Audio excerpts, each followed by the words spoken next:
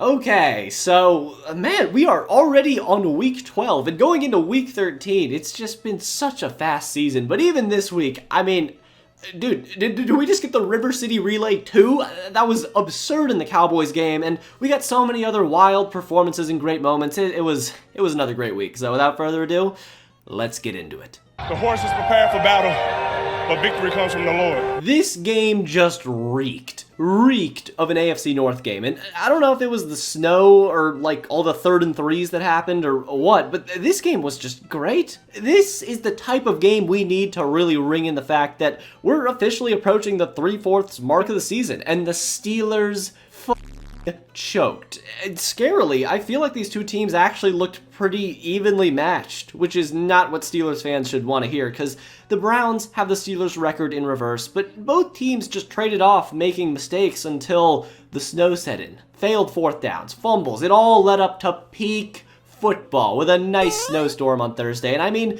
you just gotta love Jameis launching himself into the end zone. I'm so glad. I'm so glad this man is back playing football still. Why isn't he our quarterback? He's just fun, but yeah, the Steelers just kind of got shitty luck and ran into the Browns, who decided to play their best game of the season all of a sudden. And late in the 4th, Jameis and the Browns offense went right down the field and won the...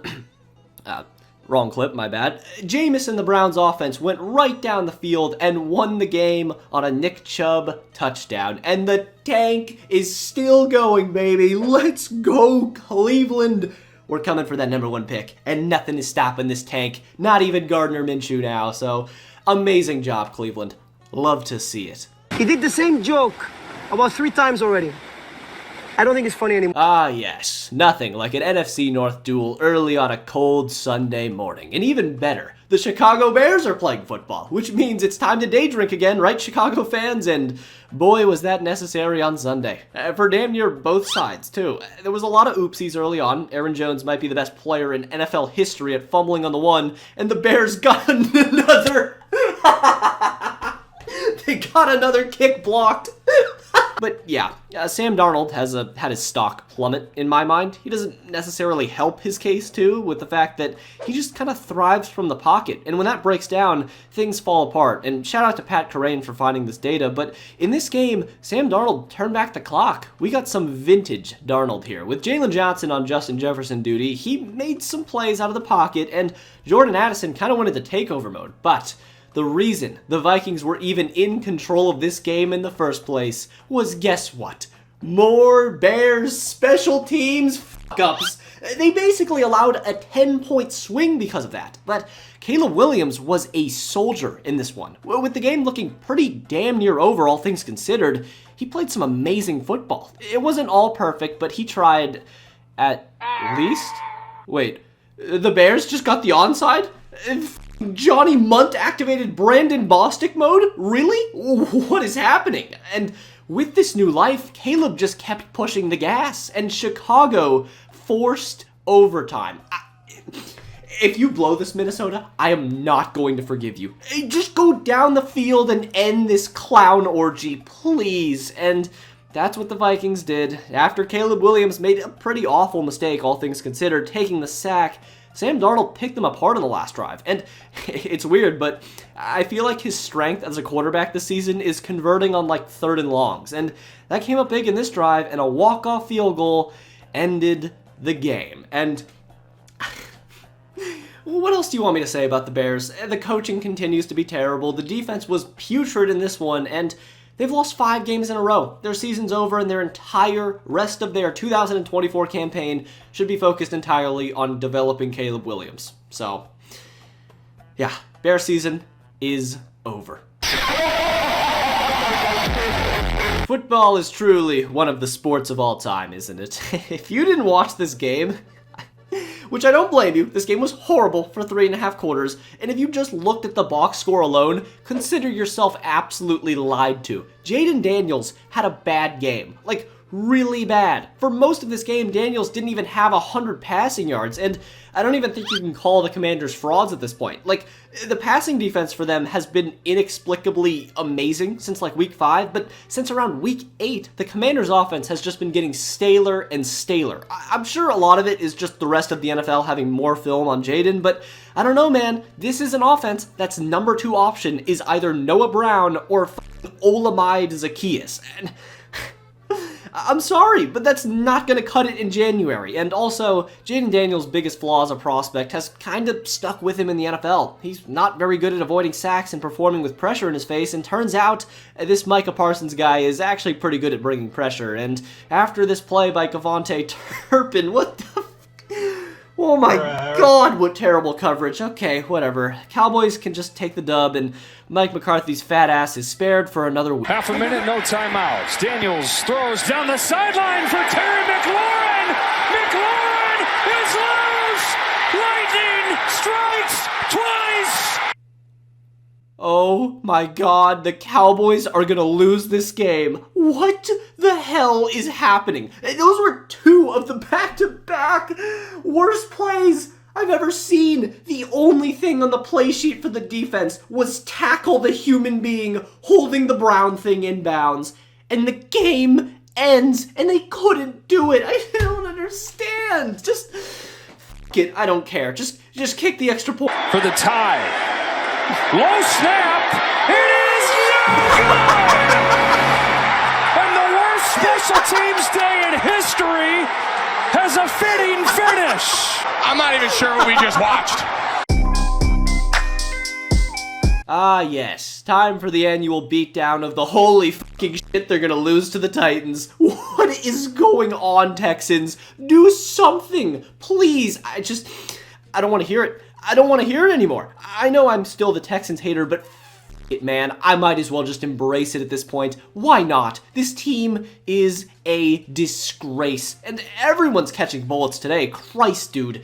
The goddamn secondary was foul. Yes, Jalen Petrie got hurt, but it's like, this is the thing with the Texans. They've had excuses all year long, and on defense, they don't blitz a lot, and they kind of hope that Will Anderson and Danielle Hunter could just bail them out with talent, but in this game, 50% of that failed miserably. Yes, the pass rush was great, but big plays were kind of the only thing that kept Tennessee in this game, because on offense, the Texans were worse. All year long, people have been defending CJ Stroud's sophomore slump, saying that he had injuries all around him, his receivers were dropping balls, and his offensive line can't protect him at all, but come on, stop, just don't do that anymore. CJ Stroud has missed so many routine throws, not only all year long, but in this game too, and do you know who else has a bad O-line? This motherfucker. And his line is even worse. The brother got sacked 7 times at halftime, and he managed to outplay CJ Stroud from the first snap to the last. But I don't know. Let's decompress here for a second, okay? Maybe this is a good thing for the Texans.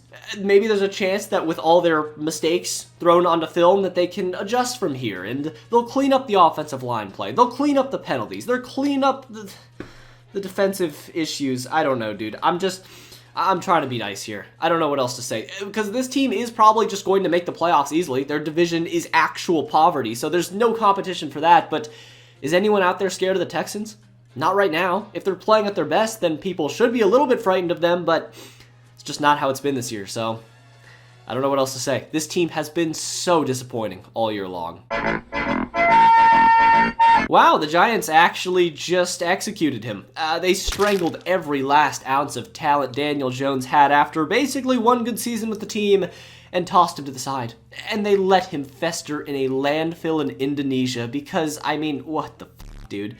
They did Danny Dimes dirty, but hey, the Giants are our biggest rivals, and no doubt about that, so I gotta respect the tank. There is no way, no chance Brian Dable truly believes that Tommy DeVito is the best quarterback on the depth chart. They have to be tanking, so, you know, well played, New York. Well played, but yeah, turns out the Giants' O-line is still bad, and they were outgained by about 200 yards by an injured Bucs team, and didn't even look Malik Neighbors' way all first half, so awesome, but what more shall be discussed? The only thing worth noting for Tampa is that Bucky Irving is that dude, and it almost happened again. Baker Mayfield got hurt when the game was over, but luckily it doesn't seem bad, but damn Todd Bowles, you gotta chill out, dog. So this was a game that I actually thought could have been sneaky close, and it could have been. For anyone that watched this game, your one takeaway was, well, for Detroit, wait a minute, why don't the Lions look unstoppable as usual? I mean, they look good, don't get me wrong, but their destroyer of worlds offense was nowhere to be found versus Indy, which left the door open for Anthony Richardson and the offense to do something, but they couldn't. In a nutshell, the Colts just didn't capitalize on their opportunities. And if you don't score a single touchdown, going 0% in the red zone, and just kill yourself with penalties, you are not even going to come close to defeating the Detroit Lions, even at 50% strength. And for the record, I don't even think Anthony Richardson played that bad. He definitely didn't play good, and to me it really feels like the Colts staff is trying to hide Anthony Richardson as much as they can, but when you can't get anything going in the run game, you just can't do that. So at some point, the Colts just have to accept their fate, let him air it out, and turn the rest of your year into just practice every week, because you are not catching Houston this year. Not bad, kid. Not bad. Well, let me start off by saying we got to give Bryce Young his flowers, and he has been getting it, so we got to give the NFL media credit for that, but he really played a hell of a game. He had an efficient 260 yards and a touchdown with David Moore being his leading receiver, and he led the Panthers to the most points they've had since the Fire Nation attacked, but it just didn't matter. Patrick Mahomes. Oh, Mahomes. He played a great game. He really did. Dude made maybe a singular mistake all game long, and when Mahomes plays that well, I'm sorry, you're just not beating the Chiefs. But Bryce Young had them panicking for a hot minute there. Now, granted, their entire last drive was basically just penalty yards, but hey, yards are yards. And sadly, a bottom three defense could not hold off Mahomes on the last drive of the game, and the Chiefs actually broke 30 points. Kind of. I know. I didn't think it was possible in 2024 either, but the Panthers really just make all dreams come true, don't they? The Dolphins got a blowout. Yep, I mean, what else is there to say? Drake May really struggled all day long because there is a desert of talent around him, and meanwhile, Mike McDaniel continues to just, pick and choose whoever he wants to play well every week, and Jonnu Smith is his favorite player to do that with. Yeah, I don't know either, but since his return, and really all year long, Tua continues to be one of the most efficient quarterbacks in football. He's just so smart with his quick decisions, and those fast passes just diced up the Patriots all game long. So, I mean, the Dolphins look good, but they're going to have to keep the streak up because there is just zero margin for error, and their season is already pretty cooked right now.